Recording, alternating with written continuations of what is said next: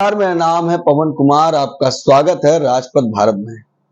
जैसा कि लगातार भारतीय जनता पार्टी के बड़े नेताओं से ऐसी टिप्पणियां भारतीय सेना के प्रति आना चिंताजनक है।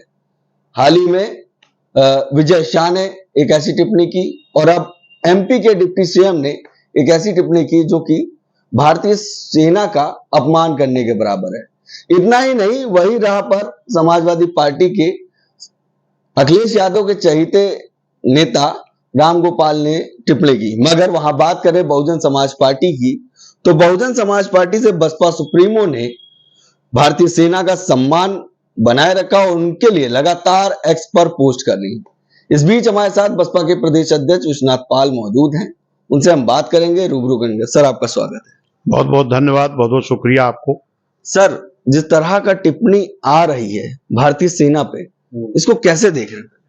देखिए, पाकिस्तान में जो आतंकियों के खिलाफ भारतीय सेना ने जो एक सिंदूर ऑपरेशन किया है, उस पे पूरे देश की जनता को गर्व है जी। पूरे देश की जनता उससे खुश है, गर्व है, गौरवान्वित है जी। लेकिन हम देख रहे हैं कि इधर कुछ नेताओं के द्वारा जो भारतीय सेना में अधिकारी हैं, जैसे सूफिया कुरैशी, ये कर्नल हैं जी।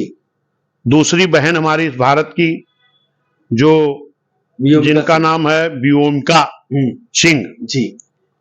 जैसे तमाम हमारे उधर के एससी समाज के लोग भी सिंह लिखते हैं जी। लेकिन मैं जानता हूं कि जो देश के सैनिक हैं जी, वो भारत की बहन है, न कि आतंकवादियों की बहन है। वो हमारी बहनें हैं। अगर भारत की बहनों ने, हमारी बहनों ने आतंकवादियों के ठिकानों पर चढ़ करके अगर नेस्तनाबूद किया है, तो इससे पूरे भारत में एक एकता जगी है जी। पूरे भारत के लोग इससे एक गर्व करते हैं कि मेरे देश की बहन ने, मेरे देश के बहनों ने जिस तरीके जाकर के आतंकवादियों पर हमला किया। लेकिन आज मैं देख रहा हूं भारतीय जनता पार्टी, विजय शाह हैं, हाँ। उनका जो एक बयान आया कि आतंकवादियों की बहन, हाँ, इसलिए कह रहे हैं कि वो मुस्लिम है, मुस्लिम हैं। उन्होंने अगर वहां चढ़ करके आतंकवादियों को ठिकाने पर हमला किया जी, नेस्तनाबूद किया, तो ये उनकी बहन है, ये कहना तो बहुत गलत है। क्योंकि भारत देश जो है ये विभिन्न धर्मों का देश है जी। भारत देश में डॉक्टर BR अम्बेडकर साहब का जो संविधान बना है, उसमें इस देश में रहने वाले सभी जाति, धर्म, समाज के लोगों का बराबर का स्थान है। और जो भारतीय सेना में अधिकारी है हमारी सूफिया कुरैशी नाम है ना जी, वो हमारी बहन है, भारतीय बहन है। उन्होंने चढ़ करके दुश्मनों से मुकाबला किया है, आतंकवादियों से मुकाबला किया है, ना कि वो उनकी बहन हो सकते हैं। इस तरह का बयान देने वाले को माफी मांगना चाहिए। लेकिन मेरा मानना है कि अभी जिस सरकार के वो मंत्री हैं, उस सरकार ने कोई निर्णय नहीं लिया। हाई कोर्ट ने जो निर्णय लिया, इसके लिए हाई कोर्ट धन्यवाद के पात्र हैं जी। और आज फिर मैं देख रहा हूं भारतीय जनता पार्टी के एक उप मुख्यमंत्री जी, पहले मंत्री फिर उप मुख्यमंत्री जी, जिनका ये कहना है कि पूरे देश की जनता, पूरे देश की सेना किसी के नतमस्तक की बात कर रहे हैं। किनकी बात कर रहे हैं? प्रधानमंत्री जी के नतमस्तक हैं। देखिए, हमारे देश की जो सेना है, उन्होंने देश का मान बढ़ाया है, देश का सम्मान बढ़ाया है। वो किसी के नतमस्तक नहीं हो सकते। प्रधानमंत्री जी का अलग रोल है, और इस देश की सेना जो है, जो हमारी बहनों ने और हमारे लोगों ने जो चढ़ करके वहां दुश्मनों से लड़ने का काम किया है, उनकी शाबाशी देना चाहिए, उनकी बहादुरी की दाद देना चाहिए। और ये पूरा देश इसके लिए अपने आप को बहुत गर्व महसूस कर रहा है कि जिस तरीके से हमारी देश की बहनों ने, बेटियों ने इस तरह लड़ाई लड़ी है। तो इस पे मुख्यमंत्री का बयान आया। फिर एक जो भाजपा से मिले हुए हैं, जो अक्सर दूसरे को बी टीम बताते रहते हैं, अक्सर देखे भी जाते हैं, भाजपा से मिले हुए लोग हैं जिनका आम पब्लिक अगर देखे तो आधे समाजवादी भाजपा में है और आधे जो है सपा में है जी। उनके भी एक प्रोफेसर साहब हैं, उनका बयान क्या आ गया? ये जो हमारे सिंह हैं, क्या नाम उनका है? व्योमिका सिंह जी। व्योमिका सिंह को कह रहे हैं वो शेड्यूल कास्ट की है। हाँ। अरे भाई, इसमें जाति धर्म नहीं देखना, नहीं चमार। अच्छा, वो बोल रहे हैं तो चमार जाति की हैं। मेरे साथियों, मैं कहना चाहता हूं मेरे भाई, इस देश की जो सेना में लड़ाई लड़ने गए हैं वो भारत की बेटी है, भारत की बहन है, भारत का भाई है, वो हमारी बहन है, ना कि किसी जाति विशेष धर्म से उनको जोड़ना चाहिए। उन्होंने देश के लिए लड़ाई लड़ी है। इस तरीके से जो बात करने वाले हैं उन पे तो क्या हम कहें, उनको तो माफी मांगनी चाहिए, और जो सरकार है इनको तो उन पे कड़ी कड़ी कार्रवाई करनी चाहिए।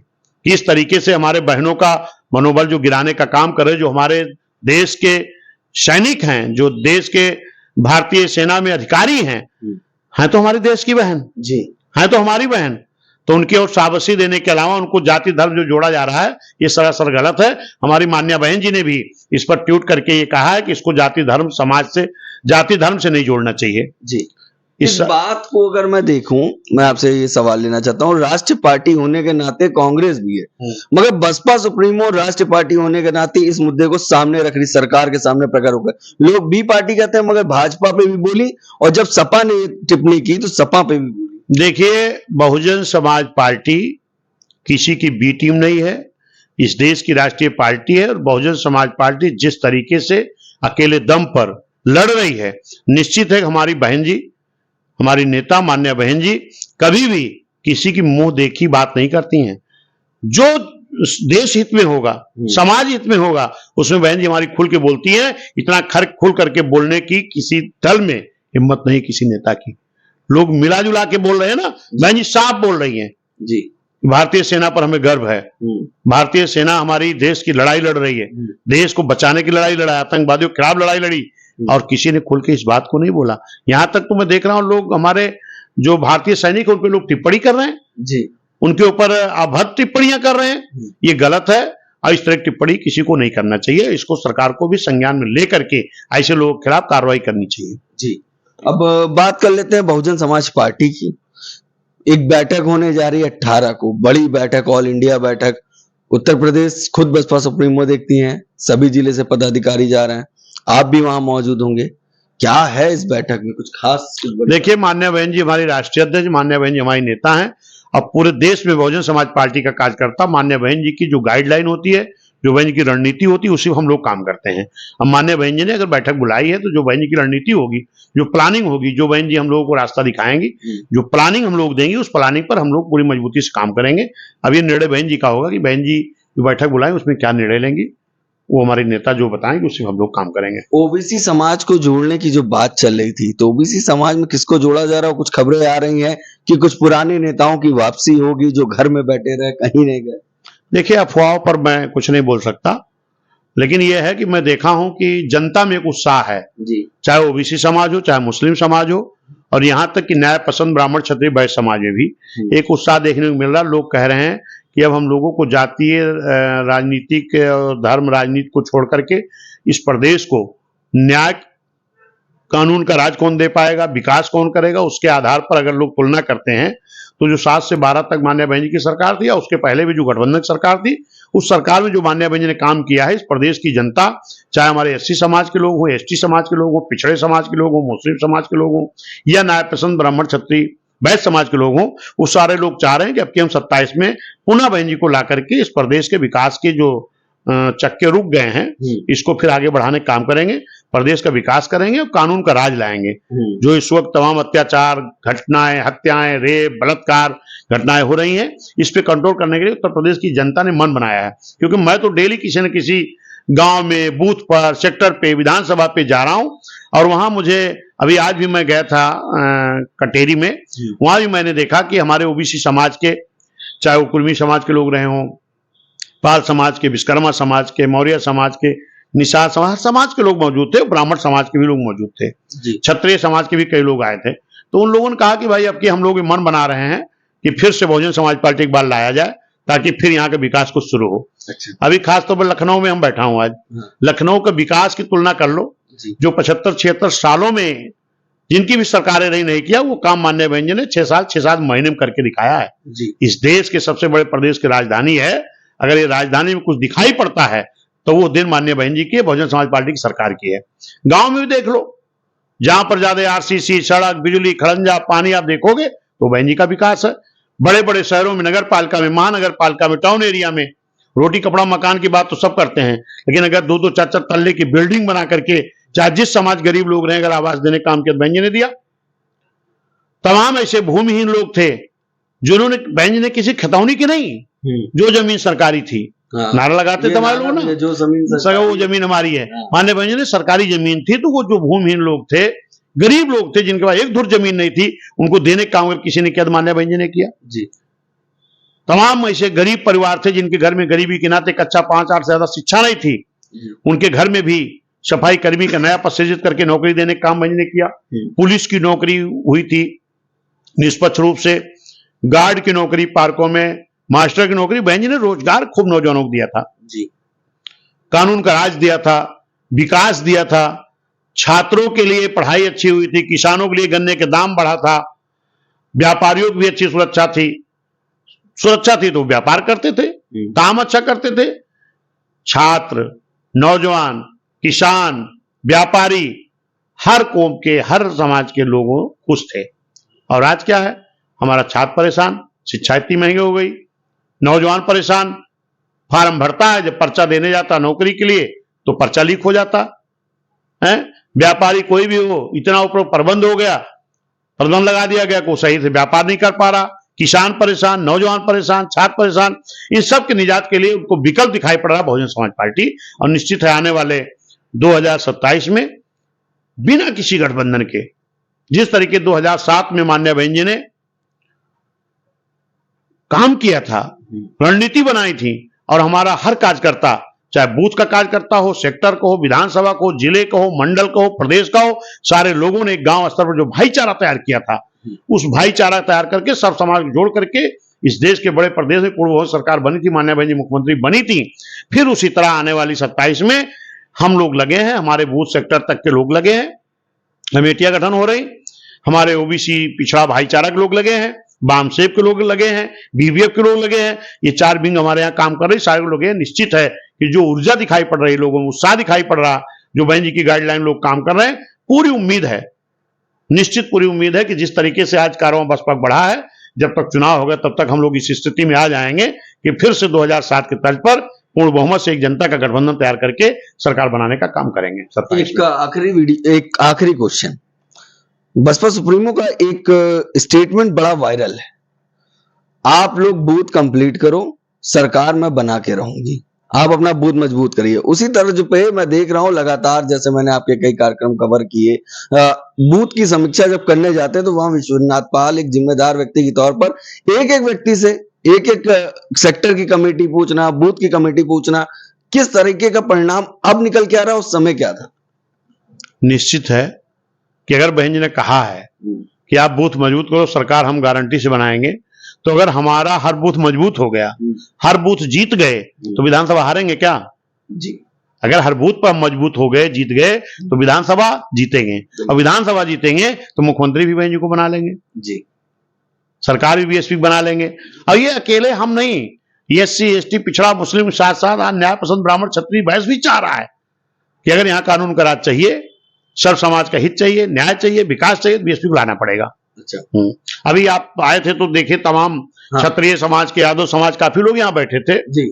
उन लोगों के बीच भी हमारी बात हो रही थी कि राजा जो होना चाहिए, ये राजा ही है, प्रदेश के मुख्यमंत्री, देश के प्रधानमंत्री जी, राजा जो होना चाहिए जो सर्व समाज को न्याय दे सके, सर्व समाज का विकास कर सके, प्रदेश का विकास कर सके।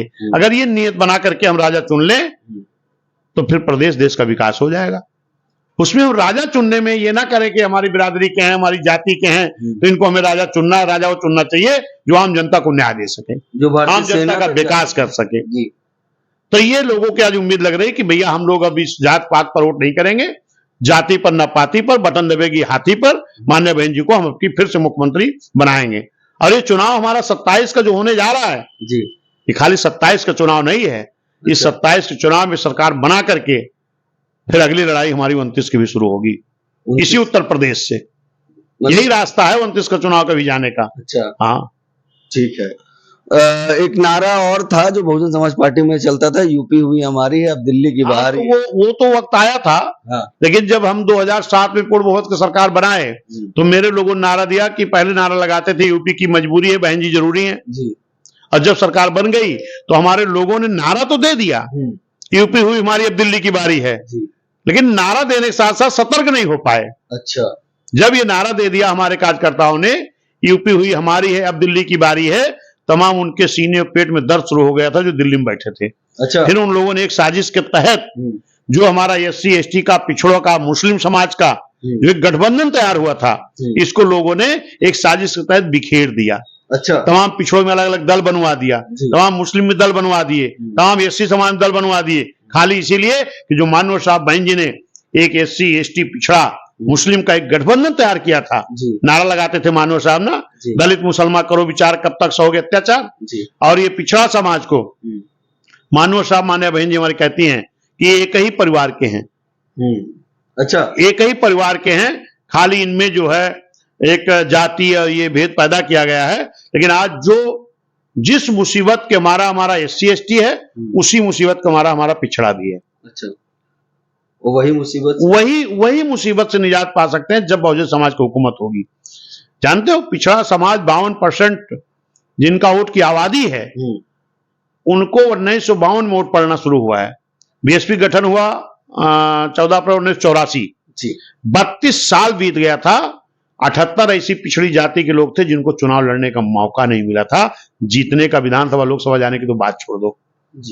अगर उनको किसी ने नारा दिया, मानव साहब, मान्य बहन जी ने, जिसकी इतनी संख्या भारी उसकी उतनी हिस्सेदारी, तब उसके आधार पर अगर सर्व समाज में नेता तैयार किया गया तो वो बहुजन समाज पार्टी रूपी नर्सरीज तैयार हुए हैं। और आज सर्व समाज के नेता BSP ने तैयार किया, और आज वो सर्व समाज के नेता जो इस देश में, प्रदेश में दिखाई पड़ रहे हैं, ज्यादातर बहुजन समाज पार्टी रूपी नर्सरीज तैयार होके गए हैं। चाहे इस भाजपा सरकार के उप मुख्यमंत्री तक देख लो, और चाहे समाजवादी में कई सांसद तक देख लो। बहुजन समाज पार्टी, जैसे कुछ लोग हमारे ये भी सवाल करते हैं BSP तो नेता सब चले गए। BSP नेताओं की पार्टी नहीं है, BSP कार्यकर्ताओं की पार्टी है। इस देश में तमाम राजनीतिक दल बने हैं, तो जो किसी न किसी दल के कुछ नेताओं को तोड़ करके तब दल तैयार किया गए हैं।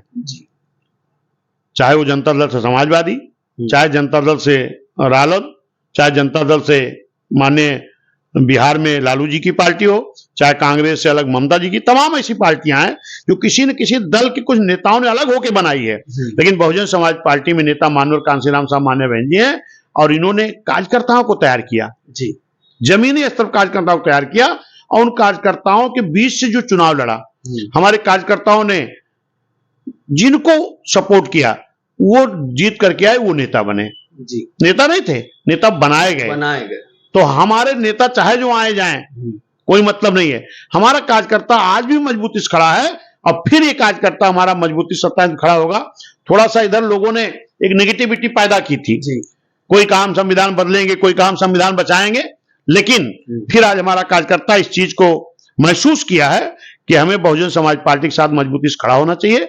और निश्चित जिस तरीके हमारे वर्करों में उत्साह आया है, इसी उत्साह के साथ हमारे कार्यकर्ता फिर से मजबूती से लगेंगे, और फिर बहुजन समाज पार्टी में हर समाज के हमारे नए नए वर्कर, यही नेता तैयार होंगे, फिर बड़े बड़े नेता बनेंगे। ये तैयारी तो चल रही है, मगर आपको बता दें कि 18 की बैठक को लेकर जितनी बसपा चिंतित है कि क्या होने वाला है, क्योंकि बसपा सुप्रीमो खुद तय करती हैं, वहीं पर विपक्ष में भी खलबली मची हुई। देखिए, विपक्ष के लोग तो ऊपर से तो बोलते रहते हैं कि BSP खत्म हो गई, BSP कोई मतलब नहीं है, लेकिन अंदर से उनके दिल पर हाथ रख के देखोगे तो चाहे वो भाजपा हो, चाहे कांग्रेस हो, चाहे सपा हो, इनको अगर सबसे ज्यादा किसी से परेशानी है तो बहुजन समाज पार्टी से है। अच्छा, एक तरफ ये भी बोलेंगे बसपा कोई मतलब नहीं, बसपा खत्म हो गई, बसपा ये हो गई, वो हो गई, लेकिन एक तरफ अगर इनके सीने पर हाथ रख के देखोगे तो धड़कन इनको जो बढ़ी है बसपा से बढ़ी है। अच्छा। और सारे लोग एक होकर के आज बसपा के ऊपर ही आक्रामक हैं।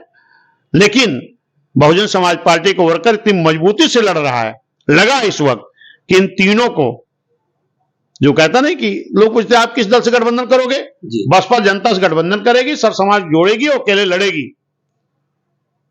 ये दम और किसी में नहीं है। और तो लोग भीड़ बटोर रहे हैं, कोई 38 दल इकट्ठा कर रहा, कोई 28 दल इकट्ठा कर रहा, कोई एनडीए गठबंधन बना रहा, कोई एनडीए गठबंधन बना रहा। लेकिन बहुजन समाज पार्टी, मैं धन्यवाद देता हूं मान्य बहन जी को, जिस मजबूती के साथ बहन जी खड़ी है, तैयारी कर रही है, हमारा वर्कर भी उस तरह खड़ा है।